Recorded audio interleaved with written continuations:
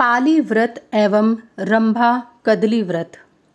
राजा युधिष्ठिर ने पूछा, भगवन, श्रेष्ठ स्त्रियां जल पूर्ण तड़ागों और सरोवरों में किस निमित्त स्नान दान आदि कर्म करती हैं, इसे आप बताएं।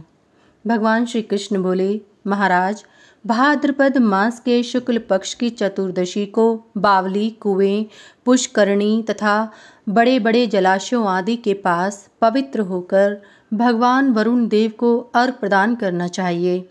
व्रती को चाहिए कि तड़ाग के तट पर जाकर फल, पुष्प, वस्त्र, दीप, चंदन, महावर, सप्त धान्य, बिना अग्नि के स्पर्श से पका हुआ अन्न, तिल, चावल, खजूर, नारिकेल, बिजौरा, नींबू, नारंगी, अंगूर, दाड़िम, सुपारी आदि उपचारों से वारुणी सहित वरुण देव की एवं जलाशय की विधि पूर्वक पूजा करें और उन्हें अर्घ्य प्रदान कर इस प्रकार उनकी प्रार्थना करें। जलचर जीवों के स्वामी वरुण देव, आपको नमस्कार है। सभी जल एवं जल से उत्पन्न रस द्रव्यों के स्वामी वरुण देव, आपको नमस्कार है। मेरे शरीर में पसीना, दुर्गंध या विरसता आदि मेरे मुख में न हो। वारुणी देवी के स्वामी वरुण देव, आप मेरे लिए सदा प्रसन्न एवं वरदायक बने रहें।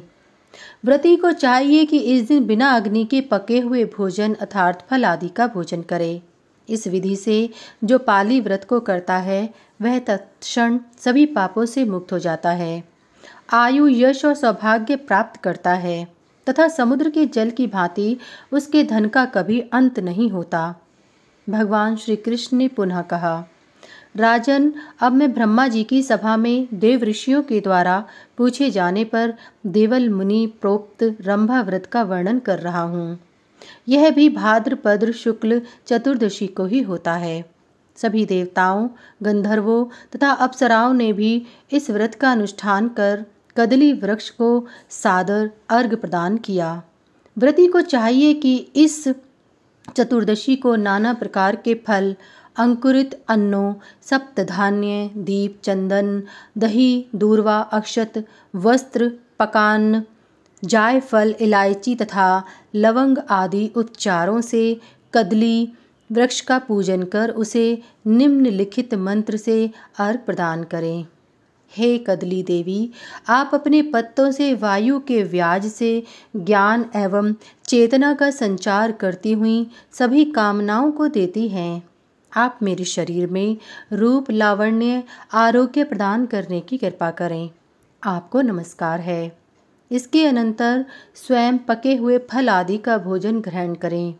जो भी पुरुष अथवा स्त्री भक्ति से इस व्रत को करती हैं उसके वंश में दुर्भगा, दरिद्रा, वंध्या, पापिनी, व्यभिचारिणी, कुलटा, पुनर्भू, दुष्टा और पति की विरोधिनी कोई कन्या नहीं उत्पन्न होती।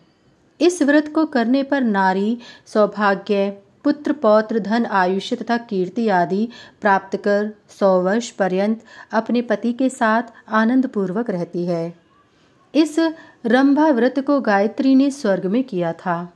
इसी प्रकार गौरी ने कैलाश में, इंद्राणी ने नंदन वन में, लक्ष्मी ने श्वेत द्वीप में, राज्ञी ने रवि मंडल में, अरुंधति ने दारू वन में, स्वाहा ने मेरु पर्वत पर, सीता देवी ने अयोध्या में, वेदवती ने हिमाचल पर और भानुमति ने नागपुर में इस व्रत को किया था।